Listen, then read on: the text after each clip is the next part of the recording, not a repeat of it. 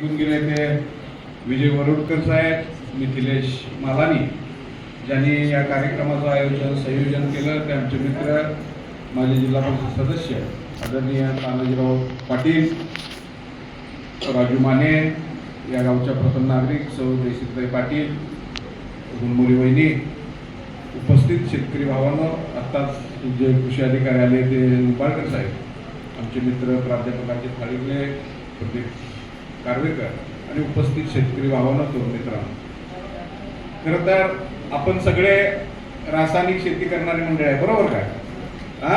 म्हणजे एकदा पहिल्यांदा आपण मान्य केलं पाहिजे की आपण तुम्ही काय, मी काय, तानाजी भाऊ काय, अभिजित काय, सगळे जण रासायनिक शेती करणारी मंडळ आहे. पण आपण यापूर्वी नैसर्गिक शेती करत होतो, पण या देशातली वाढती प्रचंड लोकसंख्या आपलं खलावत चालले, नाश्ता आणि चहा पाण्याची व्यवस्था आहे. त्यामुळे मी काही जास्त बोलणार नाही, 10 मिनिटात हा विषय संपवतो, कारण आपल्याला तुम्हालाही जायचं आहे, रानातली कामं आहेत, मलाही जायचं आहे. पण आपण सगळेच नैसर्गिक शेती करत होतो. आपल्या गोट्यामध्ये मोठ्या प्रमाणात जनावर होती, शेळ्या होत्या, मेंढ्या होत्या, म्हैस होती, गाय होती, बैल होते. पण शेतीचं आधुनिकीकरण सुरू झालं. 2 एकर, 5 एकर, 10 एकरला शेतकरी एकरावरती आला, अर्ध्या एकरावरती आला आणि या आधुनिक किंवा हरित क्रांती झाली आणि हरित क्रांतीच्या माध्यमातून कमी जागेमध्ये जास्तीत जास्त उत्पादन घेण्याची स्पर्धा सुरू झाली आणि त्याला आपली आर्थिक परिस्थिती कारणीभूत होती की अर्ध्या एकरामध्ये जास्त उत्पादन निघालं पाहिजे, 1 एकरामध्ये जास्त उत्पादन निघालं पाहिजे, 2 एकरामध्ये जास्त उत्पादन निघालं पाहिजे. आणि मग जास्त उत्पादन घेण्यासाठी काय केलं पाहिजे, तर ही रासायनिक खतं आली, कीटकनाशक आली, तणनाशक आली आणि याचा बेसुमार वापर आपण करत गेलो. आणि या बेसुमार वापरामुळं आज आपल्या जमिनीचा पोत, मगाशी मालानी साहेबांनी सांगितलं त्या पद्धतीनं, जमिनीचा पोत जो 5, 6, 7, 8% पर्यंत असायला पाहिजे तो 0.1, 0.2, 0.5 पर्यंत गेला. म्हणजे आज आपल्या सगळ्यांच्या जमिनी खराब झालेल्या आहेत आणि या सगळ्या जमिनी रासायनिक खताच्या माध्यमातून जसा माणूस सलाईनवर बराच दिवस जगतो तशा आज आपल्या सगळ्यांच्या जमिनी सलाईनवरती आहेत. आणि मग हे विष आपणच उत्पादित करतोय, आपणच खातोय. ते आपल्यालाही त्रासदायक आहे, आपल्या मुलाबाळालाही त्रासदायक आहे, पुढच्या पिढ्यांनाही त्रासदायक आहे आणि समाजालाही त्रासदायक आहे. म्हणजे आज पहिली गोष्ट आपण हे मान्य केली पाहिजे की आपण पाप करतोय. आपण देवधर्म मानणारी माणसं आहे, आपण देवधर्म मानणारी माणसं आहे, पाप पुण्य मानणारी माणसं आहे. आज आपण एक पाप करतोय की आपण विषमुक्त किंवा विषयुक्त अन्न तयार करतोय आणि ते समाजाला वाटतोय. म्हणजे आज इथं जर्सी गाय असणारे किती शेतकरी आहेत? हात वर करा. आणि दूध, जर्सी गाईचं दूध पिणारे किंवा दूध खाणारे किती शेतकरी आहेत? एक सुद्धा नाही, किंवा असले तर 5-10% असते. म्हणजे जे आपण खात नाही, जे आपण पीत नाही, ते मात्र समाजाला द्यायचं काम आपण करतोय, म्हणजे आपण पाप करतोय.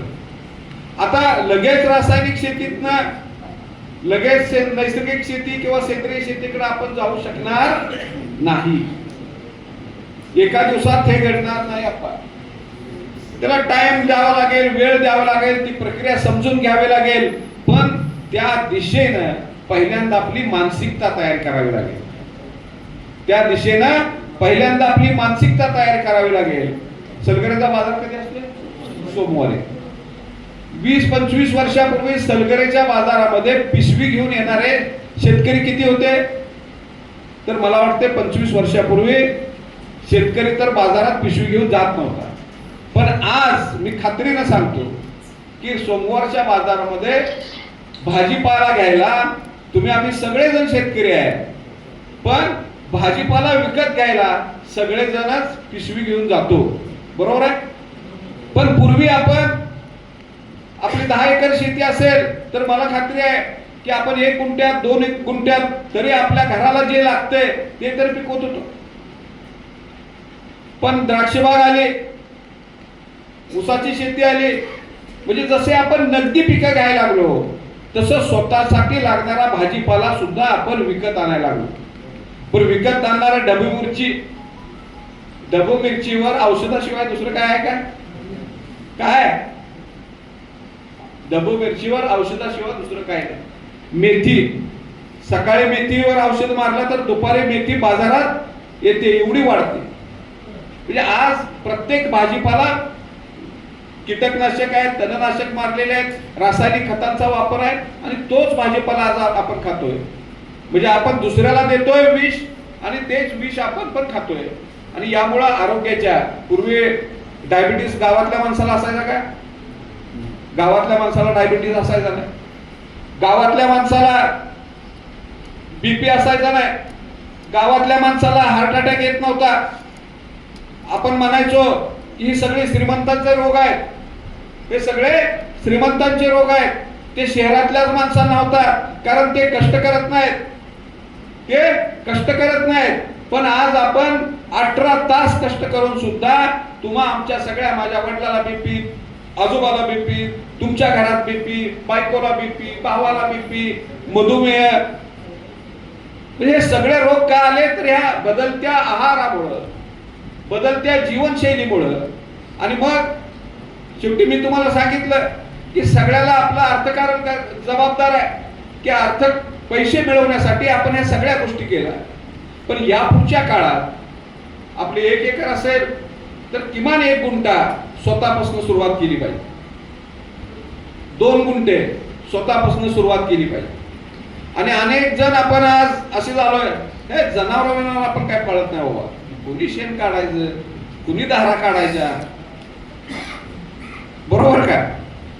मी दूध विकत आणतो सांगणारे प्रतिष्ठित आपण झाले, हे आपण बाबा दूध विकत आणतो, हे प्रतिष्ठेचं लक्षण झालंय. पण शेतकऱ्यांना दूध विकत आणणं अप्रतिष्ठा आहे. कारण चांगलं दूध, सकस दूध आपल्याच घरात आपण उत्पादित केलं पाहिजे. त्यासाठी चांगली जनावरं, मग गाय पाळली पाहिजे, म्हशी पाळल्या पाहिजे, जर्सी गाई नव्हे. आता जर्सी गाई लगेच आपण बंद करू शकत नाही, हेही वास्तव आहे. शेवटी आपलाही गाडा चालला पाहिजे. पण त्याबरोबर आता देशी गाय, भूतलावरती हजारो जनावर आहेत, भूतलावरती हजारो जनावर आहेत. फक्त देशी गाय असं एकच जनावर आहे किंवा एकच प्राणी आहे की ज्या गायीच्या अंगावरती कुठंही सूर्यकिरण पडला, कुठंही गायीच्या अंगावरती कुठंही सूर्यकिरण पडला तर तो सूर्यकिरण, जसं दुर्बिणीवरती आपण उन्हात दुर्बीण धरली आणि ती दुर्बीण जर आपण धरली तर खालचा कागद, त्याच्यावरती खाली जर कागद धरला तर तो पेट घेतो का? त्या दुर्बिणीमध्ये सगळ्या सूर्याचे किरण एकवटतात आणि त्यातनं जो एकत्रित सूर्याचा किरण बाहेर येतो, त्यामुळं कागद पेट घेतो. तसं या गायीच्या शरीराची रचना अशी आहे की या गायीच्या अंगावरती कुठेही सूर्याचा किरण पडला तर तो एकाच ठिकाणी केंद्रित होतो आणि ते पडलेले सगळे सूर्यकिरण गायीच्या सगळ्या शरीरातून पार होतात. त्यामुळे गायीचं गोमूत्र औषध आहे, गायीचं शेण औषध आहे, गायीचं दूध औषध आहे. गायीला आपण गोमाता का म्हणतो? तर आपल्या पूर्वजांनी हे संशोधन करून ठेवलंय की जगामध्ये अनेक जनावर आहेत, अनेक प्राणी आहेत, वाघ आहेत, सिंह आहेत, शेळी आहेत, बोकड आहे, गाय आहे, म्हैस आहे. पण यामध्ये फक्त गायीलाच हे वरदान आहे, म्हणून आपण गायीला गोमाता म्हणतो. म्हणून आता गायीचं दूध मला माहिती आहे की एक लिटर, 1.5 लिटर, 2 लिटर, 4 लिटरच्या वरती देशी गाय कितीही दूध चांगलं देत असली तर देत नाही. त्यामुळे आपल्याला त्याचे पैसे मिळत नाहीत. पण मगाशी मला सांगितलं त्या पद्धतीनं देशी गायीच्या शेणापासून, देशी गायीच्या मूत्रापासून आपल्याला 4 पैसे मिळवता येऊ शकतात. आता त्याचं उत्तम उदाहरण मी तुम्हाला सांगतो. आमचे गुलाबराव यादव म्हणून येळावीचे कार्यकर्ते आहेत, गुलाबराव यादव म्हणून येळावीचे कार्यकर्ते आहेत. ते फक्त 8 देशी गाय आहेत त्यांच्याकडे. पण त्या देशी गायीचं तूप ते 3000 रुपयानं विकतात. किती अभिजित? 3000 रुपये किलोनं. त्यांचं गोमूत्र ते विकतात. त्यापासून शेणापासून अनेक पदार्थ, एवढे पदार्थ ते तयार करतात. आणि आज त्या देशी गायीच्या या सगळ्या प्रॉडक्ट पासून उत्तम शेती करतात. द्राक्षबाग चांगली आहे, ऊस चांगला आहे, आणि साईडनं हा देशी गाईचा व्यवसाय करतात आणि आज उत्तम त्यांचं चालू आहे. आता द्राक्षावरती औषधाशिवाय द्राक्ष येत नाहीत असा एक आपला समज आहे, पण औषधाशिवाय सुद्धा द्राक्ष शेती करता येते. हे लिंगनूरचे एक अनिल मगदूम म्हणून शेतकरी आहेत, मने राजोरीचे विकास शिंदे म्हणून शेतकरी आहेत. या अनिल मगदूमच्या द्राक्ष बागेमध्ये उत्पादित झालेले अप्पा जवळजवळ 2 टन द्राक्ष मी 100 रुपये किलोनं सांगलीत खपवलेले आहे. किती? 2 टन द्राक्षे 100 रुपये किलोनं. आणि आज ही म्हणजे तो 1 किलो द्राक्ष खाल्लेला शेतकरी किंवा माणूस मला आज जर सांगलीत गाठ पडला, महेशराव यावर्षी आम्हाला 5 किलो पाहिजे, तर महेशराव आम्हाला यावर्षी 5 किलो द्राक्षे पाहिजे, गेल्या वर्षी आम्ही 1 किलोच नेले. म्हणजे आता शेवटी पिकवलेला मार्केटिंग एक स्किल आहे. शेतकऱ्याला ते जमत नाही ही आपली अडचण आहे. शेतकऱ्याला ते जमत नाही ही आपली अडचण आहे. त्यामुळे 1 एकरात टोमॅटो, 1 एकरात ढबू, 1 एकरात मिरची ह्याच्या नादाला लागायचं नाही. 1 गुंठा, 2 गुंठ, 5 गुंठ इथपर्यंतच आपली मदत. जे शेवटी मार्केटिंग शिवाय जगात काय नाही. हे उत्पादित करणं सोपं आहे, पण उत्पादित केलेला शेतीमाल विकणं हे अवघड आहे. त्यामुळे मार्केटिंगचं स्किल पण आपल्याला शिकावंच लागेल. बदलत्या काळानुसार मोबाईल येत होता का आपल्याला चालवायला? पूर्वी मोबाईल बघितला पण नव्हता, पण आज जन्मलेल्या पोरापासून 80 वर्षाच्या माणसापर्यंत सगळ्याला व्हॉट्सअप येतंय, स्टेटस येतंय, फेसबुक कळतंय. शिकलो आपण, काळाबरोबर चालायला लागलो. तसंच आपल्याला आता थोडंसं रिव्हर्स चालायचं आहे. म्हणजे जुनं ते सोनं, जुनं ते सोनं म्हणायचं आहे आपल्याला. आणि पुन्हा म्हणजे जसं महिलांच्या मध्ये आता कुठली ती साडी तिथे जरा जास्त काळ आली, जुनी साडी पैठणी का काय, नऊवारी किंवा हा पैठणी चालू त्याच म्हणजे पूर्वीच्या बायका सगळ्या आपल्या आई आजी घालत होत्या, पण मध्यंतरी मध्येच बंद झाले. परत पैठणीची लुगडं, पैठणीचं लुगडं परत शहरातल्या बायका पण घालायला लागल्या. परत त्याला क्रेज आहे. साहेब त्याला जुनं विकत घेतात, हा. शालू विकत घ्यायला हे काढलं आता. जुनं शालू आहे ना, ते सुद्धा निम्या किमतीत विकत घेतात.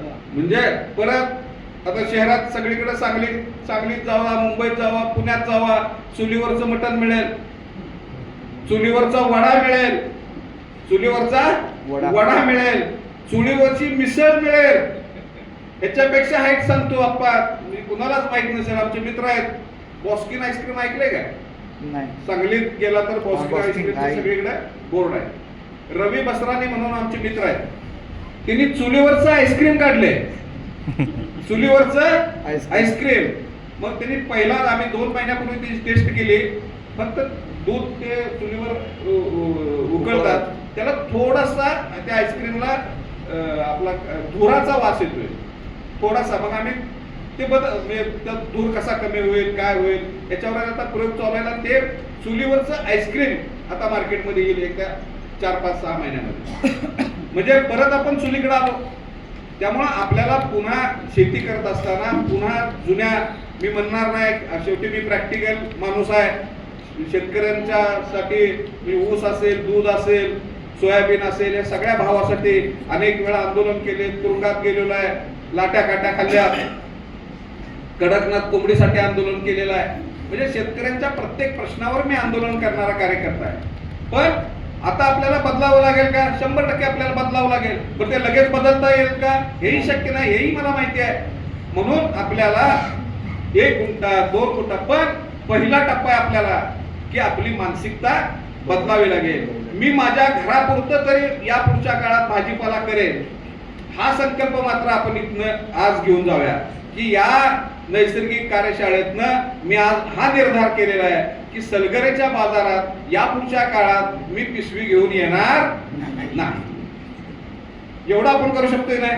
म्हणजे मी तर पहिला विषमुक्त खातो आणि याची सुरुवात मी पण केली आहे. मी आजच 2 गुंठ्यावरती केलेल्या ह्याच्यातनं मी माझ्या घरी पालकाची भाजी दिली. सकाळी 7 वाजता विषमुक्त कोणतंही औषध न मारलेली, आणि गेले 1 वर्षभर मी त्या शेतामध्ये कोणतेही रासायनिक खत वापरलेलं नाही. आणि माझी बायको एवढी खुश झाली की ती म्हटली, अरे वा, आपल्याच रानातलं, आपल्याच शेतातलं आणि कोणतंही औषध नसलेलं अशी भाजी आज मी करणार आहे. हा माझ्या घरातल्या बायकोला पण आनंद झाला आणि पोराला पण आनंद झाला. हा आनंद मी आज घेतलेला आहे. तसा पुढच्या काळात तुम्ही पण घ्या. पुढच्या काळात मी म्हणत नाही मोठ्यातनं लगेच द्राक्ष बागेवर सेंद्रिय करा, नैसर्गिक करा, प्रॅक्टिकलीच जाऊया आपण. पण त्याची सुरुवात करूया गट शेतीच्या माध्यमातून. मग शेवटी उत्पादन केलेलं विक्री प्रक्रिया सांगलीत मी राहतो. आम्ही तसा प्रयोग पण गेल्या वर्षी केला होता की जिल्ह्यात जेवढं सेंद्रिय तयार होतंय, नैसर्गिक शेतीतनं तयार होतंय, त्या विकण्यासाठी बाजारपेठ आम्ही तयार केली. ती तेवढा प्रयोग सक्सेस झाला नाही. पण यापुढच्या काळात आपण सगळेजण एकत्रित आलो तर हाही प्रयोग आपण निश्चितपणानं यशस्वी करू. पहिल्यांदा तुम्हाला माझं सगळ्यांना आव्हान आहे की मानसिकता बदलूया की मी नैसर्गिक शेती, सेंद्रिय शेती करण्यासाठी प्रयत्न करणार आहे आणि ती माझ्यापासून करणार आहे. पहिल्या घरात माझ्या शेतावरती 1 गुंठा जो भाजीपाला करेल त्याला मी औषध मारणार नाही, त्याला शेणखत घालेल, त्याला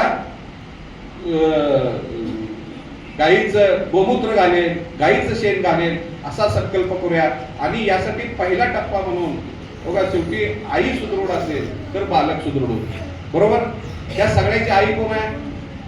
जमीन, काळी माती. या सगळ्याची काळी माती आई आहे. तर त्या आईला सुदृढ करायसाठी शेणखताचा वापर करूया, हिरवळी खताचा वापर करूया आणि वर्षातनं एकदा 15 दिवस, महिना ती जमीन तप्त होऊन देऊया. म्हणजे जसं पूर्वी पारंपरिक आपण शेती करत होतो पण त्याला आधुनिकतेची जोड देऊया आणि शास्त्रीय पद्धतीनं करूया. बघा, पंजाब मधला प्रत्येक माणूस, पंजाबमध्ये आज जरी कॅन्सरग्रस्तांचं प्रमाण जास्त असलं तर पंजाबमध्ये एखादी महिला प्रेग्नंट झाली त्या दिवसापासून त्या महिलेला खारीक, बदाम, सगळे ड्रायफ्रुट्स, चांगलं दूध, सकस अन्न दिलं जातं. आणि त्यानंतर प्रत्येक पंजाबी माणूस हा सुदृढ जन्माला येतो. आपल्यात कसं आहे? उलट आहे. बाळंतीण झाल्यानंतर आपण खारीक, खोबरं द्यायला सुरुवात करतो. खरं तर आईच्या गर्भात असतानाच ते बाळ सुदृढ होणं हे जास्त महत्वाचं आहे. तसं आईच्या काळ्या मातीतनं जे पीक येणार आहे, तो तुझा मूल आहे, ते जर सुदृढ तयार व्हायचं असेल तर आपल्याला त्या जमिनीचा पोत सुधारावा लागेल. आणि जमिनीचा पोत सुधारला तरच त्यातनं येणारं उत्पादन निकोप, त्याला जास्त औषधं मारावी लागणार नाहीत. म्हणून पहिला टप्पा जमिनीचा पोत सुधारण्यासाठी प्रयत्न करूया. आणि दुसरा टप्पा माझ्यासाठी, माझ्या घरासाठी मी विषमुक्त अन्न देणार आहे. विदाऊट केमिकलचं, विदाऊट तणनाशकाचं, विदाऊट कीटकनाशकाचं हा संकल्प करूया. एवढंच या निमित्तानं सांगतो, थांबतो. जय हिंद, जय महाराष्ट्र.